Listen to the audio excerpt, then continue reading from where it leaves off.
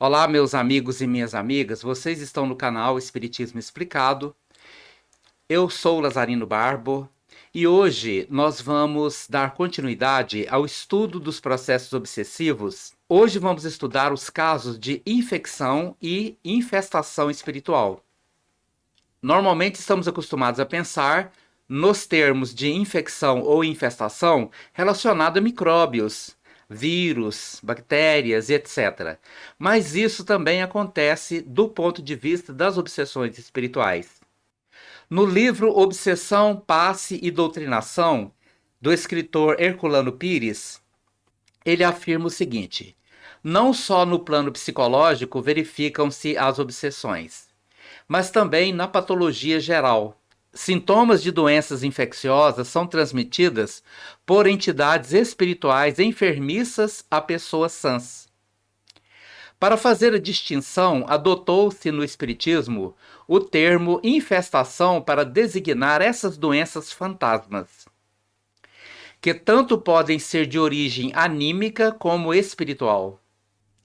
Fortes impressões e temores podem ocasionar a sintomatologia fantasma. Nos casos de infestação, verifica-se o processo indutivo dos vasos comunicantes. O espírito transfere à vítima, geralmente sem o saber, os sintomas da doença que o levou à morte e que persistem no seu perispírito ou corpo espiritual. Então, meus prezados irmãos e irmãs, é muito comum esses casos de infecção ou transmissão de sintomas ou até mesmo de enfermidades de espíritos desencarnados para encarnados. Principalmente esses sintomas são mais visíveis nos médiuns que ainda não têm uma experiência mediúnica. Isto por uma causa muito simples de que os espíritos sofredores, eles se sentem aliviados na presença de médiuns, principalmente os médiuns psicofônicos ou médiuns sensitivos. Embora nesses casos nem sempre se efetue um processo obsessivo, porque uma vez que esse médium busque algum tipo de informação de como ter domínio sobre a sua mediunidade, ou mesmo em alguns casos mais severos, ele tenha que desenvolver essa mediunidade, trabalhar essa mediunidade, ele consegue ter um domínio sobre estes espíritos, não se configurando aí um caso grave de obsessão. Mas existem casos muito mais graves que fazem parte das perseguições de vidas passadas, onde nós, por alguma razão, provocamos algum sofrimento muito intenso na vida de alguém, e alguém pode ter desencarnado portando muitas mágoas e muito ódio, e nisto, numa vida futura, este espírito, ainda continuando doente, ele pode transferir para aquele médium aquela doença que o matou numa vida passada, ou os sintomas que o levaram ao desencarne numa vida passada. No livro Obsessão e Desobsessão, de Sueli Caldas Schubert, ela conta a história de uma pessoa que foi denominada simplesmente de E, a senhorita E. E ela conta a seguinte história. O caso de E demonstra a existência dessas causas kármicas predispondo à obsessão e enfermidades. E, desde a infância, foi uma pessoa enfermiça, sempre sofrendo de várias doenças, principalmente de uma inexplicável dor nas pernas, sem razões plausíveis para a medicina. Frequentando as reuniões públicas da Casa Espírita durante anos, tornou-se com o tempo participante de uma das reuniões mediúnicas.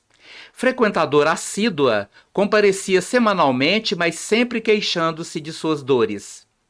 Certo dia, teve a surpresa de assistir à comunicação de um espírito que disse ter sido seu escravo em existência anterior e que havia morrido de fome e sede, depois de passar dias acorrentado por sua ordem. Confessou persegui-la há anos e, após ouvir as ponderações do doutrinador, disse que só a deixaria se ela pedisse perdão. Apesar de conhecer o mecanismo da reencarnação e da lei de causa e efeito, Apesar de conhecer a lei de amor e os ensinamentos evangélicos que o Espiritismo veio reviver, recusou-se a pedir perdão a um escravo, evidenciando todo o orgulho que ainda carrega dentro de si. E que, na realidade, embora conhecendo a doutrina espírita, ainda não a sentia no seu coração. Então, meus prezados irmãos e irmãs, observe que a infecção e infestação espiritual, ela depende muito de um fator predisponente. O fator predisponente dessa mulher nada mais era do que o orgulho que ela carregava ainda dentro dela. O orgulho exacerbado, aquela situação de não conseguir perdoar e nem pedir perdão, fazia com que ela carregasse dentro dela um fator predisponente, como se fosse uma marca energética que a colocaria sempre na predisposição ao desenvolvimento de processos obsessivos. E um detalhe, mesmo que esse espírito, sem que ela pedisse perdão, resolvesse deixá-la, o que pode ter acontecido depois, ele tenha sido convencido a deixá-la, porque ele poderia desenvolver a consciência de que ele estava prejudicando muito mais ele mesmo do que ela. Mesmo assim, ela considerando, mesmo assim, ela continuando com essa predisposição, essa fraqueza espiritual relacionada ao orgulho extremado e uma crueldade latente que não se evidenciava apenas por falta de oportunidade. Tanto é que na situação dela, olha o que acontece, ela não se preocupou com o sofrimento desse espírito. O orgulho dela não colocou ela de jeito nenhum com vontade de perdoar para livrar o outro. Se não era por ela, que fosse pelo outro, mas ela ainda não tinha desenvolvido isso ainda. Não havendo da parte dela nenhum sentimento bom, nenhum sentimento resiliente diante desses enormes desafios. Por isso a importância de, ao buscarmos nos livrar de qualquer processo obsessivo, não apenas procurar nos livrar daquele que nos persegue exteriormente, seja ele encarnado ou desencarnado, mas principalmente nos livrar dos fatores predisponentes, que são os defeitos morais. Isto é o que nos coloca de maneira muito clara, sempre predisponentes, sempre suscetíveis de entrar em qualquer processo obsessivo, seja relacionado às nossas vidas passadas ou seja relacionado a esta vida mesmo, aqui e agora.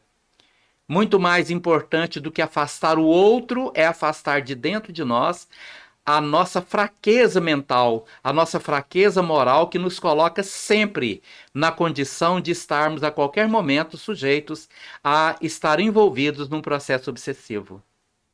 Muito obrigado pela sua atenção. Se você gostou desse vídeo, deixe aí o seu like. Muito obrigado por você estar aqui conosco.